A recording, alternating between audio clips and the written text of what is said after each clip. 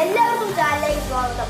ഇന്ന് ഞാൻ വന്നിട്ടുള്ളത് ആൻഡ്രോയിഡിൽ നമുക്ക് ചെയ്യാവുന്ന 3 കാര്യത്തെ പറ്റിയാണ്. അതുപോലെ ടിപ്സ് ആൻഡ് ട്രിക്സ്.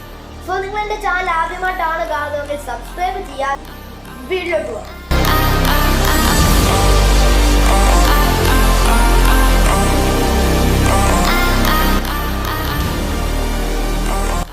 നമ്മുടെ ആദ്യത്തെ ട്രിക്ക് എന്താന്ന് നോക്കാം.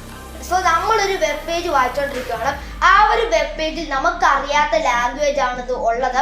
എക്സാമ്പിൾ പറയുവാണെങ്കിൽ ചൈനീസ്, യൂറോപ്പ്, ഹിന്ദി, അങ്ങനെ പലതും. ഈ ഒരു ലാംഗ്വേജ് നമുക്ക് ആൻഡ്രോയിഡിൽ തന്നെ ഈസി ആയിട്ട് ട്രാൻസ്ലേറ്റ് ചെയ്യാൻ പറ്റുന്നതാണ്. ഇതിനായിട്ട് നമ്മുടെ ഗൂഗിൾ അസിസ്റ്റന്റിനെയും കൂടെ ആവശ്യമാണ്. ഇത് നമുക്ക് എങ്ങനെ ചെയ്യാമെന്ന് നോക്കാം. ഞാൻ ഈ ഒരു വെബ് പേജ് ആണ് എടുത്തിരിക്കുന്നത്. അതിനുശേഷം ഗൂഗിൾ അസിസ്റ്റന്റിനെ വിളിക്കാം. റീഡ് ദിസ് പേജ് എന്ന് പറയാം. From Digit, Apple iOS 14 and iPadOS 14 announced brings widgets, app library and handwriting recognition to the masses. By Swapnil Mathur. ഇതിപ്പോൾ ഇംഗ്ലീഷിലാണ് പറഞ്ഞുകൊണ്ടിരിക്കുന്നത്.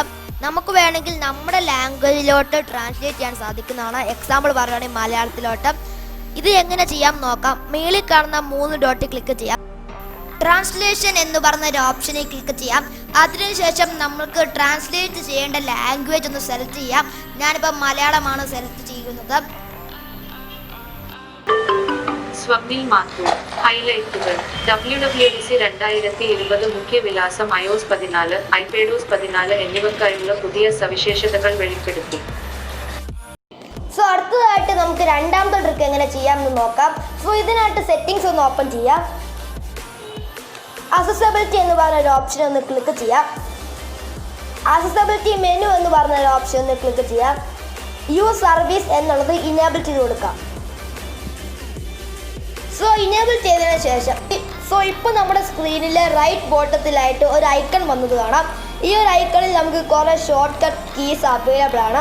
ഈ ഒരു ഷോർട്ട് കട്ട് കീസ് ഉപയോഗിച്ച് നമുക്ക് എല്ലാം നമ്മുടെ ഫോണിൽ ചെയ്യുന്ന എല്ലാ കാര്യങ്ങളും എളുപ്പമാക്കാൻ സാധിക്കുന്നതാണ്. എക്സാമ്പിൾ പറയുകയാണെങ്കിൽ ഗൂഗിൾ അസിസ്റ്റന്റിനെ വിളിക്കാം. പവർ ഓൺ ഓഫ് ചെയ്യാം. വോളിയം ഡൗൺ, വോളിയം കൂട്ടാം. പിന്നെ റീസെൻ്റ് ആപ്സിലോട്ട് പോകാം. അങ്ങനെ പലതും. നിങ്ങൾ എന്തായാലും ഈ ട്രിക്സൊക്കെ ചെയ്ത് നോക്കാം. അടുത്തതായിട്ട് നമുക്ക് മൂന്നാമത്തെ ട്രിക്ക് എന്താണെന്ന് നോക്കാം.